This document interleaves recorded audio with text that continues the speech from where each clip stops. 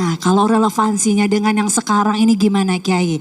Ada banyak sekali ceramah dan konten Islami terkait hoax, konten yang isinya mencaci, membenci. Pasti orang itu tidak paham Islam. Pasti, saya jamin. Walaupun kalau paham Islam gak akan keras. Mohon maaf Kiai, mereka juga pakai dalil, mereka juga pakai hadis ya Kiai. Pasti salah paham. Oh seperti itu. Contoh, ayat mengatakan, walladzina hajaru wa khruju min diyarihim wa udhu fi sabili wa qatalu wa qutilu kaffiran anhum sayyi'atihim wa adkhilanahum jannatin tajri min tahtiha al-anhar. Barang siapa keluar dari rumah dan jihad, membunuh atau terbunuh, langsung surga. Betul, ayatnya ada itu, saya tahu, hafal saya.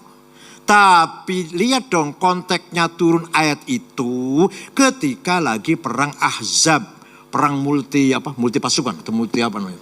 Ahzab, multinasional ya.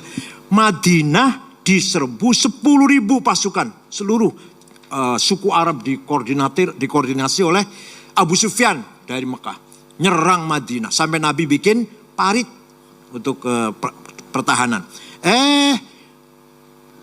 Beberapa kudanya musuh yang besar-besar bisa loncat parit. Beberapa sahabat ketakutan, masuk ke rumah sembunyi. Turun ayat itu, keluar dari rumah, jangan takut. Kamu membunuh, kamu mati, surga balasannya. Jadi ketika ayat itu turun, kita harus tahu apa konteksnya. Lagi perang, masa sekarang lagi amannya bom. Ya kadang gini Kiai, mereka gak keluar rumah tapi bisa upload, bisa nulis di konten-konten. Nah nanti kita tanya tuh ke Mas Santo, lanjut Kiai. Jadi memahami ayat Quran tidak gampang. Gini ya, ayat Quran itu tidak gampang. Ada berbagai macam ayat tipenya. Ada ayat muhkamah, baku, gak bisa ditafsiri lah. Qul huwallahu ahad, Allah satu, gak bisa ditafsir. Ada ayat mutasyabih, masih remeng-remeng, masih perlu ditafsir. Senggolan dengan istri itu batal apa tidak, itu berbagai pendapat ulama. Ada ayat mutlaqah, absolut. Atiullah wa atiur rasul, taat kepada Allah, taat kepada Rasulullah. Ada yang muqayyad, tidak absolut. Wa ulil amri minkum, taat kepada pemerintah dengan syarat kalau pemerintahnya baik. Kalau enggak baik ya jangan ditaatin. Pada satu rentetan tuh, atiullah wa atiur rasul ulil amri minkum. Tapi yang dua tadi absolut, mutlak, yang ini muqayyad namanya.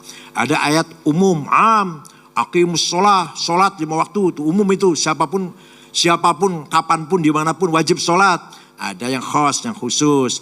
Tadi ayat jihad tadi, ayat jihad khusus namanya ketika lagi perang. Kemudian ada ayat hakiki, realistis, ada majazi, metafor. Allah punya tangan, Allah punya mata, Allah punya muka, Allah duduk di arsy, itu majaz, metafor. Harus ditakwil. Ada ayat nasikhah, mendelit, ada ayat mansukhah yang didelit. Gak gampang, itu minimal 3 tahun belajar itu. Gak mungkin kalau pesan kilat 1 minggu terus hanya pelihara jenggot panjang tuh bisa nafsir, gak mungkin.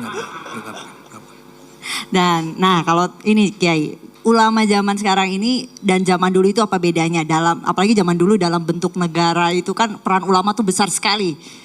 Kalau dibandingkan dengan sekarang. Sebenarnya gak ada bedanya, ulama yang memahami agama. Allah berfirman, falaula nafaru min kulli firqatin minhum ta'ifatul yatafaqahu fid din wal yunziru qaumahum idza raja'u ilaihim la'allahum yahdharun. Harus ada sekelompok orang, enggak semuanya harus jadi Dirut Telkomsel, harus semua jadi DPR enggak semua jadi TNI Polri, jangan. Harus ada sekelompok orang yang khusus yatafaqahu fid din, mendalami, memahami agama. Maka nanti orang itu disebut faqih atau fuqaha, kalau orang banyak jamaknya fuqaha, faqih, ulama lah. Kalau kitanya kiai di sini lah. Harus ada itu, harus ada. Nah, fuqaha ini enggak gampang, menjadi faqih ini enggak gampang. Betul-betul memahami tafsir, betul-betul memahami hadis. Hadis ada berapa macam, mutawatir, masyhur, aziz, ahad. Belum dari sisi riwayatnya, sahih, hasan, dhaif. Dhaifnya ada maqtu, munqati, muallal, mursal. Ya Allah, gak sembarangan.